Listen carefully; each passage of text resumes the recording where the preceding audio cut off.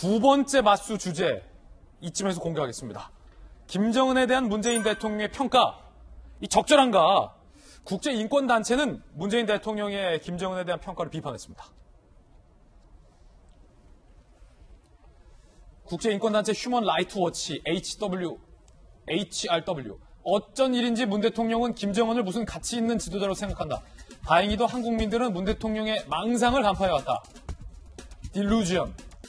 김정은은 전 세계 어느 곳에서도 볼 수 없는 정도로 인권을 유린했다. 라고 비판을 했습니다.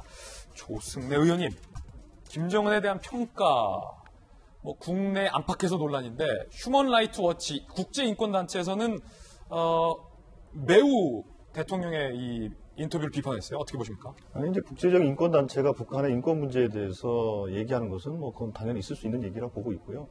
그러니까 유엔에서도 국제 인권 결의안, 북한 인권 결의안 같은 것들을 제출하고 그러지 않습니까? 근데 저는 이제 타임지 기사와 관련해서 문재인 대통령 김정은 위원장에 대한 평가뿐만 아니라 대북 정책에 대한 타임지의 평가가 있습니다. 그 앞부분에 보면 어떻게 돼 있냐면 문재인 대통령 취임 전후한 시기에 북한이 이제 그 ICBM 발사 실험을 하고 또 핵 발사 실험을 합니다. 그래서 이제 북한과 미국 사이에 엄청나게 그 소위 험악한 얘기들이 오갑니다. 이제 트럼프 대통령은 김정은의 로켓맨이라고 얘기했고, 북한은 불바다를 만들겠다고 했고, 실제로 그래서 일촉즉발의 위기까지 갔다라고 평가를 하고 있는 겁니다. 그 과정에 그 문재인 대통령이 대북 정책을 통해서 그 긴장을 좀 완화했던 측면이 있다라고 평가를 해놓습니다. 그래서 타임지는 지금 문재인 대통령 두 차례 걸쳐서 표지에 실었던 거 아닙니까? 첫 번째 제목은 뭐였냐면 네고시에이터였습니다. 협상가. 그 이번 주제는 뭐냐면 파이널 오퍼입니다. 그 협상가로서의 그 역할에 대해서 당시 그 엄혹한 정세에서 타임지가 평가를 했다면 이번에는 한반도의 평화 관리를 위해서 문재인 대통령의 마지막 오퍼는 도대체 무엇이 될 것이냐, 이것이 실현될 것이냐, 그러면서 그거에 대한 전문가들의 의견들은 이제 다른 것입니다. 마지막에 그 기사는 이렇게 매듭을 짓고 있습니다. 이 시도가 성공하지 않는다면 그 어떤 사람도 성공할 수 없을 것이다.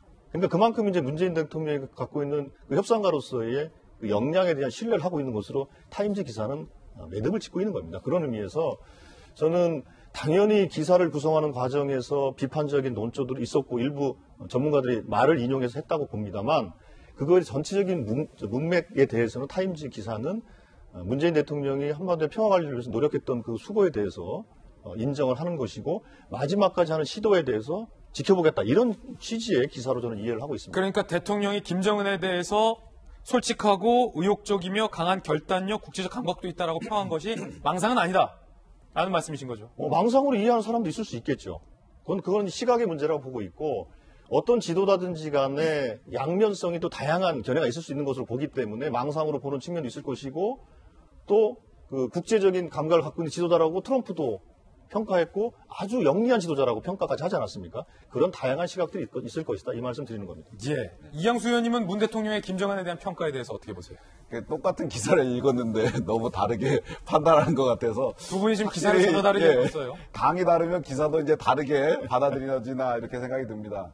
사실 얼마 전에 성김 미 국무부 대북 특별대표가 한국에 왔었어요. 거기에서 확실한 메시지를 주고 왔습니다.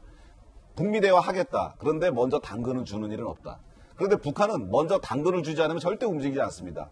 얼마 전에 2018년에 판문점 대화에서도 김정은과 우리 문 대통령의 대화에서도 북한을 먼저 휴전선을 먼저 넘어간 사람이 문재인 대통령이.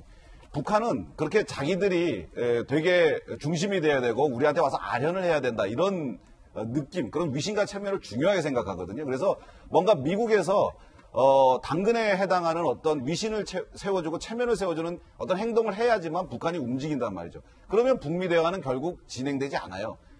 문재인 대통령이 이것을 잘 알죠. 북미 대화 진행되지 당근을 먼저 주지도 않고 저쪽은 위신과 체면 세워주지 않으면 안 움직이고 그거를 아는 상태에서 문재인 대통령이 과연 어떻게 행동해야 되냐. 남북 대화 국면에도 우선 돌파해 보자 해서 이렇게 얘기를 한 거예요. 김부겸 총리도 이번에 제주에 있는 학술대회에서 간절하게 소망한다고 대화를 소망한다 이렇게 간절 간곡 비외교적 언어입니다. 이런 말 쓰면 안 돼요. 국어 외교하면 안 된다는 거죠. 그다음에 김종석 이번에 이재명 뭐 거기 이제 공동위원장 하시는 이종석 전 통일부 이종석 전 통일부 장관, 이재명 캠프의 위원장이죠. 그분도 지금 북한에 대해서 굉장히 김정은 위원장에서 높게 평가를 하고 있어요.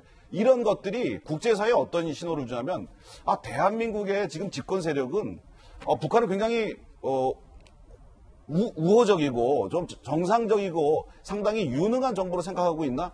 이렇게 되면은 우리 대한민국의 대북 정책이나 국제 정책에 대해서 신뢰를 보내지 않거든요. 이게 정말 잘못됐다는 거죠. 그래서 우리가 이 기사를 가지고 뭐 가타부타 할 것은 아니고, 그건 뭐 타임지 기자가 나름대로 취재해서 쓴 거고, 뭐 결론을 우리가 서로 다르게 이해하고 있지만은 그게 중요한 게, 그게 주장하는 게 중요한 게 아니고, 우리가 북한 정권이 오판하지 않도록, 그리고 국제사회가 우리 정부의 정책에 대해서 신뢰할 수 있도록 그렇게 올바른 메시지를 계속 줘야 된다, 이렇게 말씀을 드리고 싶어요.